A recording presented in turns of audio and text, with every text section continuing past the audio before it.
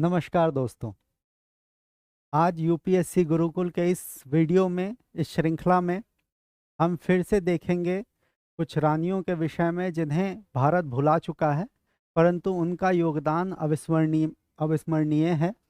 हम झांसी की रानी के बारे में तो सभी लोग जानते हैं, परंतु बहुत से ऐसे शासक और बहुत सी ऐसी रानियां हुई हैं जिनका भारतीय इतिहास में अतुलनीय योगदान है, बहुत ही महत्वपूर्ण योगदान है, जिनके बारे में चर्चा करेंगे। भूले बिसरे शासकों के बारे में हम कई बार यहाँ चर्चा करते हैं, क्योंकि आजकल इस तरीके से इतिहास लेखन पे कार्य भी करने की भी सरकार कोशिश कर रही है।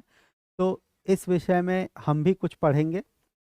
आज जो हम पढ़ने वाले हैं वो मैंगलोर के बिल्कुल पास में एक राज्य हुआ करता था, चौटा, जिसके बारे में हम पढ़ेंगे। तो यहाँ पे हम देखेंगे चौटा राजवंश से जो ताल्लुक रखते थे रानी अबक्का।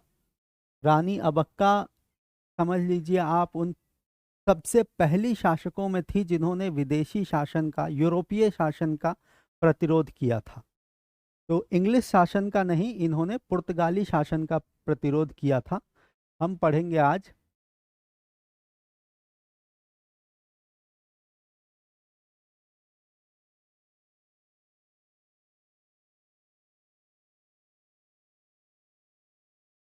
रानी अबक्का के बारे में। रानी अबक्का का राज्य बहुत छोटा सा राज्य था, एक तटीय राज्य था। इसकी जो राजधानी थी वो उल्लाल थी। उल्लाल इसकी राजधानी थी और ये कर्नाटक में पड़ता है, मैंगलोर के बिल्कुल पास में।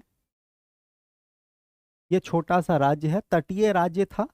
इसका जो व्यापार था, इसका सामुद्रिक व्यापार बहुत अधिक था, जिसके कारण से क्या हुआ कि पुर्तगाली जब भारत में आए 15वीं शताब्दी की शुरुआत में, तो पुर्तगाली पूरे तटीय व्यापार पर अपना अधिकार करना चाहते थे। परंतु ये जो राज्य था, चौटा का राज्य जो था, इन्होंने इसका प्रतिरोध किया।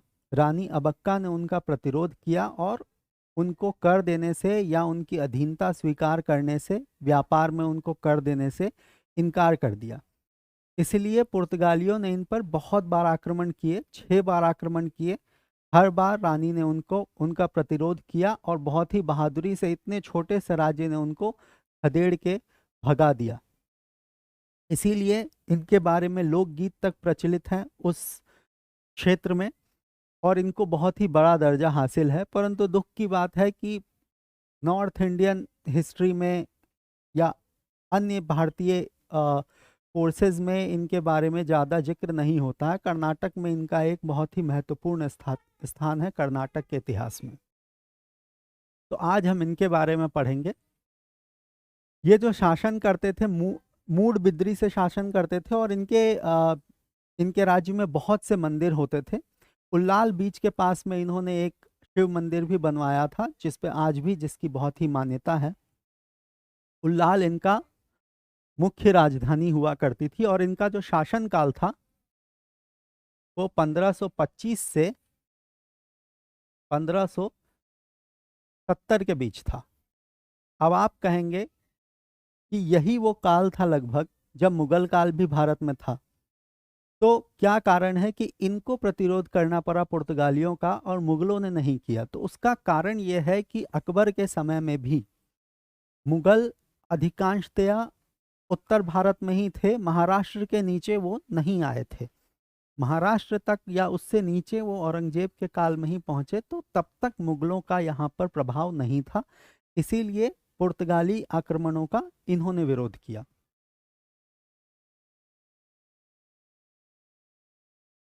तो यहाँ पे लगभग 40 साल तक युद्ध होते रहे, 6 आक्रमण हुए।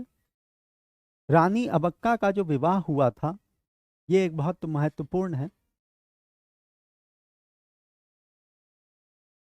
रानी अबक्का का विवाह जो हुआ था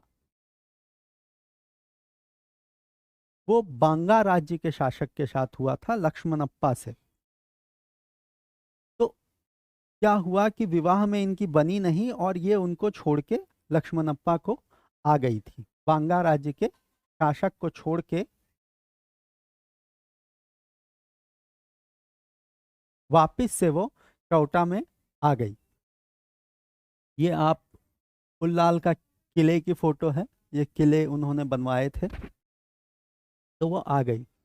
इनकी बहादुरी के कारण इन्हें अभिया रानी के नाम से भी जाना जाता है वहां पे। ये लक्ष्मणप्पा मैं आपको इसलिए बता रहा हूँ, बांगा राज्य इसलिए बता रहा हूँ, बांगा राज्य भी इसी के पड़ोस का ही राज्य है, लगभग मैंगलोर के पास का। मैंगलोर यहाँ पे है, इस क्षेत्र का राज्य था, तो ज्यादा दूरी इनमें नहीं है।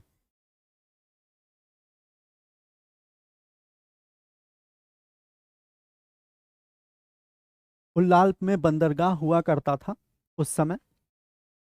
सबसे पहला जो आक्रमण हुआ था वो 1525 ईस्वी में पुर्तगालियों ने किया था, और जिसमें कि उन्हें हार मिली थी।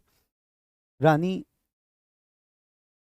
अबक्का ने उन्हें पराजित कर दिया था और भगा दिया था। प्रथम कई आक्रमणों में उन्होंने पुर्तगालियों को भगा दिया, हर बार अलग अलग अपनी रणनीतियों से। पांचवा आक्रमण में उन्होंने पुर्तगालियों ने वायसराय को भेजा था, वायसराय पिक्सोटो।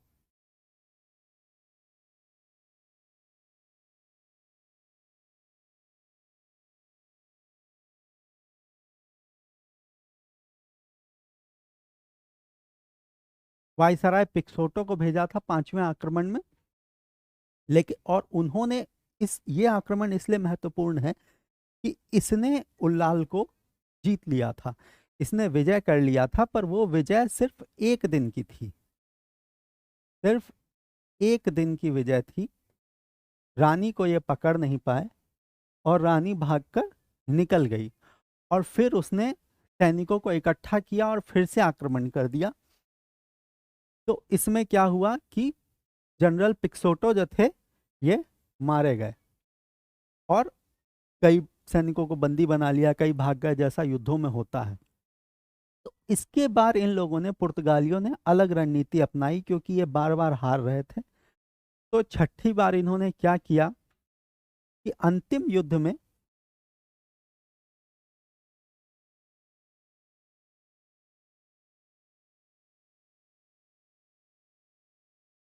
वही भारत की हर बार की जो कहानी होती है, जिसके लिए अधिकांश युद्धों में भारतीय हारे, चाहे वो विदेशी मुगल आक्रमण या सल्तनत काल में जो आक्रमण हुए थे, या अंग्रेजों ने से जो युद्ध हुए थे, अधिकांश में इन लोगों की जो रणनीति थी कि अंदरूनी लोगों को अपनी तरफ मिला लिया जाए।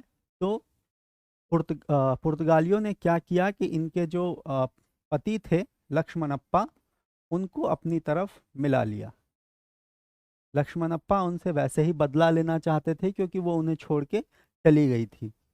तो वो इनके साथ में हो गए, और इन्हें गुप्त रास्ते वगैरह और सब कुछ, पूरे राज्य की जानकारी, उनके पास खजाना कितना है, हीरे जवाहरात, सबकी जानकारी अंग्रेजों को दे दी। और इस बार अंग्रेज नहीं, पुर्तगालियों को दे दी। और इस बार पुर्तगाली विजय करने में सक्षम हो गए, और इस बार रानी अबक्का की हार हो गई। तो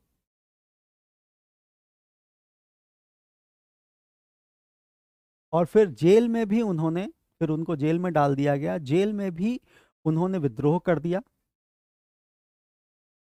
और लड़ते हुए मारी गई। इतनी बहादुर थी रानी अबक्का कि उन्होंने जेल में भी हार नहीं मानी, और लड़ते हुए वीरगति को प्राप्त हुई। इनका वहां के राज्य में इतनी महान देवी सा दर्जा उनको हासिल है कि कर्नाटक में दक्षिण में एक भूत कोला, आजकल कंतारा पिक्चर में भी शायद जिन लोगों ने, आप लोगों ने देखी हो, तो कंतारा में देखा होगा कि जो नृत्य होता है, देव नृत्य, उसको भूत कोला कहते हैं। तो भूत कोला में भी इनकी कथा सुनाई जाती थी, कुछ इस तरीके से होता है, आपने शायद मूवी में देखा होगा। यक्षगान होता है, जैसे हमारे यहाँ लोक गीत होते हैं, उनके यहाँ यक्षगान होता है, देवताओं की तरह प्रशंसा में गीत गाए जाते हैं। उसमें भी वो भी पीढ़ी दर पीढ़ी चलते हुए आ रहे हैं। तो भारतीय परंपरा में ये है कि इनके बारे में बहुत कुछ, चूंकि इतिहास लेखन की परंपरा मध्यकाल में नहीं थी इसीलिए बहुत कुछ नहीं लिखा गया, लेकिन पुर्तगालियों के इतिहास में इनका जिक्र है और इनका एक बहुत ही महत्वपूर्ण स्थान है। इन्होंने लगभग 50 साल तक, 1525 से लेके 1570, जब वो अंतिम युद्ध में हारी और उनकी मृत्यु हुई, तब तक ये पुर्तगालियों को इन्होंने पूरी तरीके से दक्षिणी तट को दक्षिण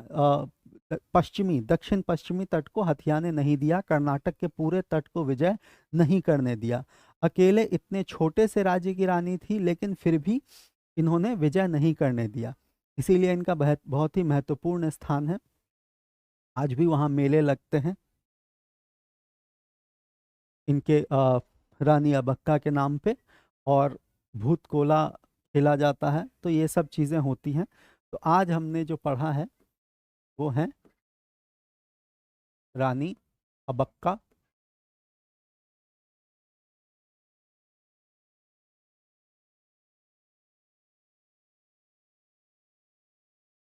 टोटा राजवंश की। अच्छा, इस राजवंश की एक बहुत ही महत्वपूर्ण बात और है जो कि अन्य जगह भारत में नहीं मिलती है, बहुत कम जगह मिलती है। वो ये है कि ये राज्य मातृसत्तात्मक था। यहाँ पर महिलाएं शासन करती थी, तो इसके इनके बाद वैसे तो राज्य अधीन हो गया, पर इनके साथ इनकी पुत्रियां भी लड़ी थी। इनकी 2 बेटियां थी कहा जाता है, और दोनों इनके साथ बहुत बहादुरी से सभी युद्धों में लड़ती थी। तो ये जो राज्य था,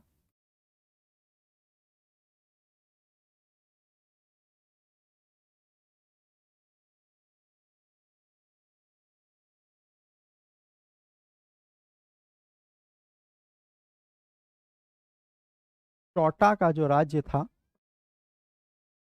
या फिर अगर राजधानी के नाम से जानना चाहें तो उल्लाल का जो राज्य था, ये मातृसत्तात्मक राज्य था। ये बहुत ही महत्वपूर्ण है, बहुत से राज्य ऐसे नहीं हैं जो मातृसत्तात्मक हों, तो ये आपको कई जगह काम आ सकता है। तो ये कहानी थी रानी अबक्का की। इसके बाद भी हम अन्य कई योद्धा रानियों के बारे में पढ़ेंगे, जिससे आज की युवतियां प्रेरणा ले सकें, आज के बच्चे प्रेरणा ले सकें। आज जिस तरह का समाज है उसमें देखा जाए तो ये जो रानियां थी, इन्होंने जो प्रेरणा हमारे लिए छोड़ी है। आगे हम रानी दुर्गावती के बारे में भी पढ़ेंगे, रानी चेन्नम्मा के बारे में भी पढ़ेंगे। शायद इनके बारे में भी, चेन्नम्मा के बारे में भी आप बहुत कम लोगों ने सुना होगा।